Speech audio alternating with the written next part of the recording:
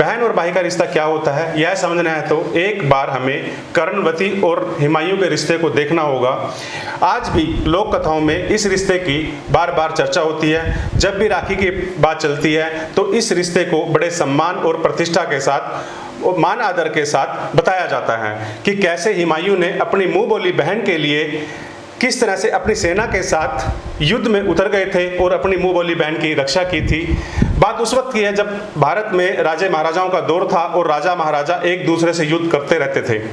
चित्तौड़ की रानी कर्णवती क्योंकि विधवा थी और उनके पास इतनी सेना नहीं थी कि वह अपने राज्य की रक्षा कर सकें, उस वक्त बहादुर शाह नाम के एक शासक ने चित्तौड़ पर हमला कर दिया। रानी को मदद की जरूरत थी। रानी ने एक चिट्ठी और एक राखी हुमायूं के पास भिजवाई और मदद की गुहार की। हुमायूं को जैसे ही राखी मिली, हालांकि हुमायूं मुस्लिम थे और रानी हिंदू, लेकिन हुमायूं ने तब भी इस राखी की मर्यादा रखते हुए, राखी का मान और सम्मान रखते हुए, इस रिश्ते का मान रखते हुए अपनी पूरी सेना के साथ चित्तौड़ की तरफ कूच कर लिया। और बताते हैं कि परिणाम यह निकला कि रानी कर्णवती का राज्य और उनकी राजधानी हुमायूं ने बचा ली। लेकिन विधायक धर्मपाल गोंदर का बेटा शिव कुमार बहन के और भाई के इस रिश्ते की परिभाषा पर कतई खरा नहीं उतरा। नमस्कार, मैं मनोज ठाकुर और आप देख रहे हैं द न्यूज इनसाइडर। हम बात कर रहे हैं करनाल के चर्चित गैंगरेप कांड की। यह कांड कई मोड़ से गुजरता हुआ अब ऐसे दोहराई पर पहुंच गया जहां न सिर्फ सिस्टम पर सवाल उठ रहा है बल्कि संदेह के घेरे में रिश्ते भी आ रहे हैं। आपको ध्यान होगा, करनाल में एक महिला ने शहर के नामी स्कूल प्रताप पब्लिक स्कूल के संचालक अजय भाटिया और तहसीलदार राज बख्श पर गैंगरेप का आरोप लगाया। इस आरोप में मामला दर्ज हुआ। तकरीबन 6 जुलाई को पुलिस ने इस मामले में एफआईआर दर्ज की। मामले में पहले ही दिन से एक पक्ष और मीडिया लगातार यह आरोप लगा रहा है कि गैंग रेप की आड़ में महिला हनी ट्रैप की कोशिश कर रही है, यानी कि वह आरोपियों को इसलिए फंसा रही है ताकि उनसे पैसा ऐंठा जाए। बहरहाल पुलिस पीड़िता की शिकायत पर कार्रवाई नहीं करती और लंबे समय तक यह मामला यूं ही लटका रहता है। इसी बीच 21 अगस्त को नाटकीय तरीके से पुलिस महिला और उसके पति को गिरफ्तार कर लेती है। पुलिस ने आरोप लगाया कि महिला गैंगरेप मामले में मुकरने के लिए पैसे मांग रही है। पुलिस का यह भी आरोप था कि महिला ने 6 लाख रुपए ले लिए। बाकी की रकम जब महिला ले रही थी तो उसे पकड़ लिया। काफ़ी मशक्कत के बाद आखिरकार महिला और उसके पति की 2 सितंबर को जमानत हो गई है और जैसे ही महिला जमानत से बाहर आई तो उसने एक ऑडियो जारी किया। इसमें नीलोखेड़ी के विधायक धर्मपाल गोंदर के बेटे शिव कुमार, जो कि ईटीओ के पद पर कार्यरत हैं, इनकी बातचीत पीड़ित महिला के साथ है। इस ऑडियो में महिला जहां विधायक के बेटे शिव कुमार को भाई कहकर संबोधित कर रही है, वहीं शिव कुमार भी महिला को बहन कहकर संबोधित कर रहा है। यह ऑडियो सुनिए। आपका केस पता कैसे हो गया इस टाइम? मैं इस वजह से कह रहा हूँ, मैंने बहुत साल पुलिस में काटे।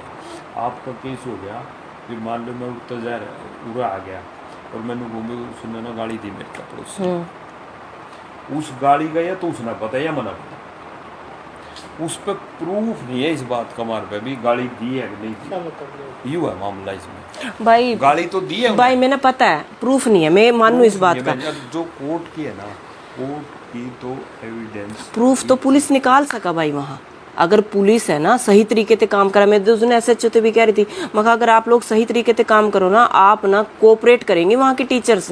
सर बहुत दुखी हैं बहन जी, उन टीचर के भरोसे ही आपका केस नहीं लड़ा जा सकता। अरे पुलिस इन्वेस्टिगेशन रही है, मान लो वो गलत है टीचर, इसके वो क्यों बोलेंगे तो, और क्यों अपना घर में बैठेंगे बिना बात? और आदमी थोड़ी कर सकेंगे वो है, वो किस माने आज का पता इस बात का।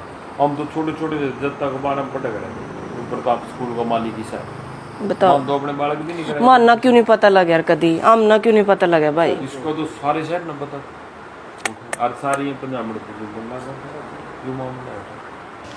अब इससे सवाल यह है कि आखिर विधायक का बेटा महिला को क्यों भरमा रहा है? वह विधायक का बेटा है खुद एक ईटीओ है, वह वास्तव में इस महिला को अपनी बहन मानता है, तो क्यों नहीं पुलिस पर दबाव बनाया कि इस मामले में सही कार्रवाई होनी चाहिए। महिला ने आरोप लगाया कि उसे फंसाने में विधायक के बेटे की बड़ी भूमिका है, जिसने बहन और भाई के इस रिश्ते की आड़ में महिला को बहुत ही गहरी साजिश के तहत फंसाया। महिला का आरोप है कि विधायक का बेटा इस पूरे मामले में मुख्य साजिश करता है। एफआईआर कराने से पहले जो मेरा मानसिक और शारीरिक शोषण राज बख्श और अजय भाटिया द्वारा किया गया, उसके बाद मैंने अपनी एफआईआर दर्ज कराई और एफआईआर दर्ज कराने के बाद जो मेरे पर पॉलिटिकल और पुलिस का प्रेशर पड़ा, जो मेरा मतलब इतनी ज़्यादा मैं उस चीज़ में डिप्रेस्ड कर दी उन्होंने कि आप समझौता करो इस चीज़ में, आप इस चीज़ को ज़्यादा वो मत करो, यहाँ पर यहीं पर इसको स्टॉप कर दो। लेकिन मैं नहीं चाहती थी कि जो मैंने एक बात उठा दी है, मैं उस बात को अपनी उस बात में न्याय चाहती थी कि इन्होंने मेरे साथ गलत किया है तो इनको इस चीज़ की सज़ा मिलनी चाहिए। आपको जब आपको पकड़ा गया था वहाँ पर आपको बुलाया किसने था?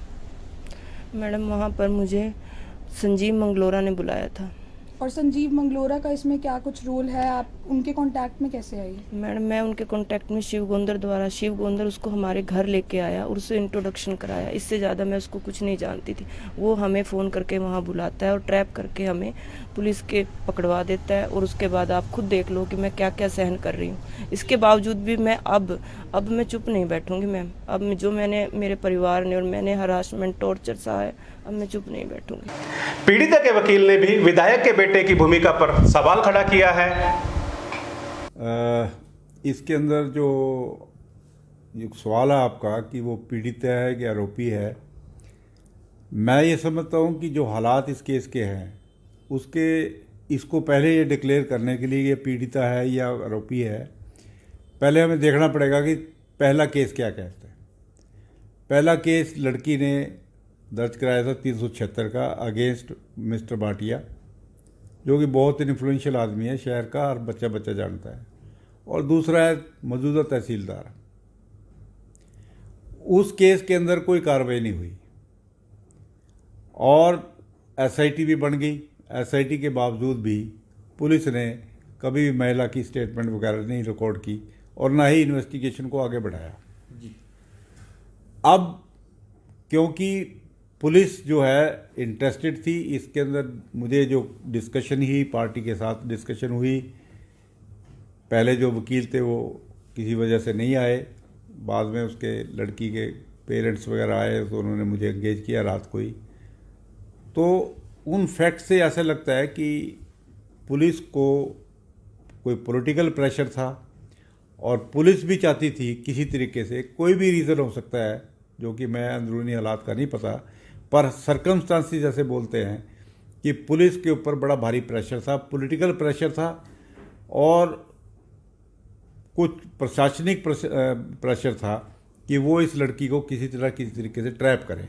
तो मेरे हिसाब से ये केस ये आरोपी नहीं थी, बल्कि इसको ट्रैप किया गया, इसको कि फंसाने के चक्कर में, ताकि दोषीगण जो असली दोषी हैं उनको 376 के केस में बेनिफिट मिल जाए।